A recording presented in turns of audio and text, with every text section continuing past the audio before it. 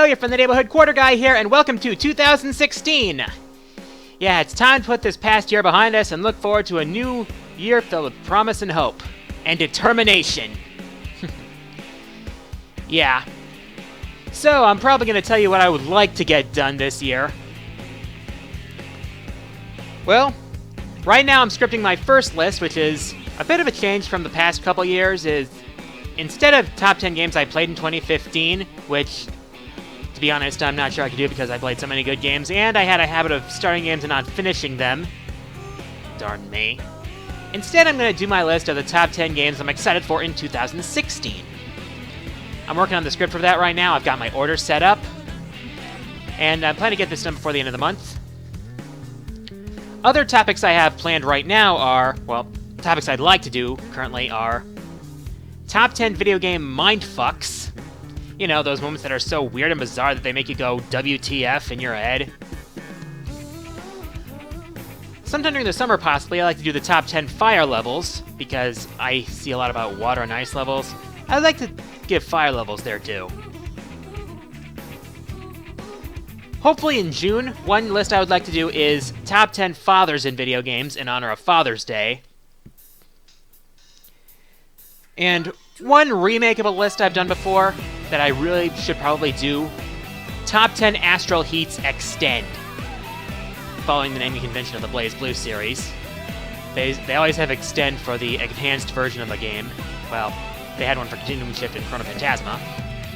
So yeah, before the release of Central Fiction in the US, I should probably remake the Astral Heats list because, yeah, people enjoyed it at the time, but looking back, it's not really my best work. I mean, still images, introducing the characters, not really. There's also a collab that's been on the back burner for like 2 years or so, and that will definitely need to get done at some point. I'm not going to tell you who it is, though. I'll leave that as a surprise. One thing I'd like to do this year is do at least one review and one Clash of Q. I mean, I still just have the 2 Clash videos, Theater Rhythm vs. Rhythm Thief and Wily vs. Eggman, and I still only have the review of Xenoblade Chronicles, so I really want to really expand those series and see what I can do. Maybe not as expansive reviews as the one for Xenoblade was, because I don't know. But I just want to try my hand at another review and another Clash of Q. I have a few ideas for those, but whether or not they come to fruition, I'm not sure at this point. Also, during Castlevania month this past year, I introduced a pilot for a possible new series called Face Off, where I describe how to beat particularly tough bosses. The Face Off I posted during Castlevania month was for the fight against Dracula from the original Castlevania. So, if you think I should continue on with that series, go ahead and let me know in the comments below. By the way, I saw Star Wars Episode 7 during my holiday trip, and yeah, it was awesome. I'm not going to spoil anything, though, for those of you who still haven't seen it and are interested in seeing it. Anyways, for my question of the week, I'd like to know, what are your goals for 2016? As always, leave your answers in the comments below. I'll pick my favorites and feature them on the next episode. Here are last episode's winners.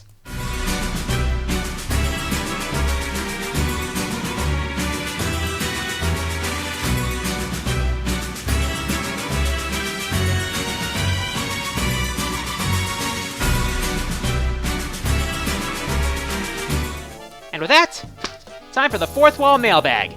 As always, send your questions to me via YouTube messages. Go to my channel page, click the About tab, click Send Messages, and send me your messages that way.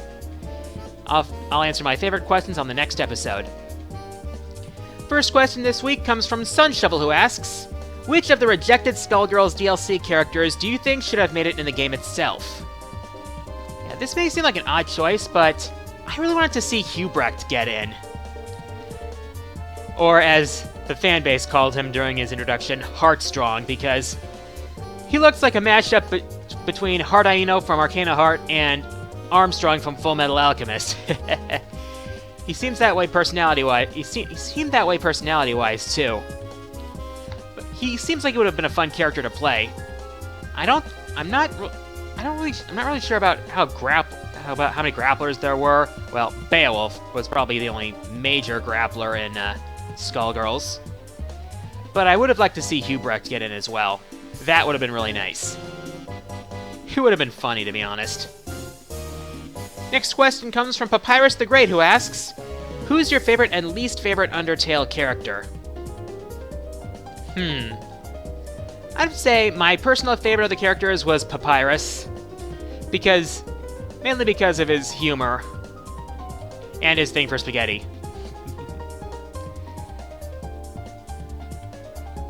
Though, I had a little trouble with his fight at first, especially because I'm getting used to the change in controls for his boss fight. And let's be honest, I'm sure a lot of people imagined Papyrus sounding like Skeletor. I mean, his voice mannerisms sound that kind of lend themselves to that. As for my least favorite, Flowey. I won't spoil anything about Flowey, and I won't spoil anything story-wise about Papyrus. But if you've played Undertale, I think you might be able to understand why Flowey was my least favorite. And during the Extra Life stream back in November, when I was starting out in Undertale, there was a running joke going around that Flowey was crashing the stream. Good times. The highlights you can get from 24 hours of gaming. Next question comes from Bumblebee Life 35, who asks, do you hate Sonic and the Black Knight? Well, I can't really say because I haven't played it. Though, I am thinking about it. I'm thinking about maybe picking it up used at some point and playing it, so I can get an actual opinion of it instead of like jumping on any hate train that might exist. Though, when I first saw Sonic and the Black Knight, I felt the idea of Sonic wielding a sword really didn't seem to gel well with the world of Sonic. I mean, the idea of Sonic is, going fast, and the idea of swordplay really didn't seem to appeal to me in a Sonic game anyway. Maybe in another series, but not in Sonic at first. Though I have friends who really enjoy Sonic and the Black Knight, so I might give it a shot. Next question comes from Turtle Lover, who asks, what are some video game worlds that you think would actually be pleasant to live in? Yeah, this seems sort of a response to my most recent countdown, top 10 worst games to live in. By the way, thank you to Anime America for giving me the idea with their top 10 worst anime to live in.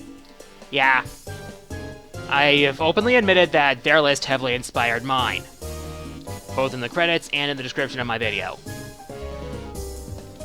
But pleasant worlds to live in. Well, Animal Crossing seems like a nice place to live in. I mean, worst that could happen is that of continually having to work for Tom Nook, or running into Rossetti, whom everyone seems to hate. Let's see. The world of Kirby seems like a nice place to live in. Nice place for peace and quiet, if you like that sort of thing. True, there is the occasional crisis, but really, Kirby's always there to save the day. You all know that. Mario World might be nice to live in. And to be honest, really that's all I can really think of right now. Last question this week comes from Daryl Corey, who asks, have you played any Xenoblade Chronicles X? We're stuck on a different planet!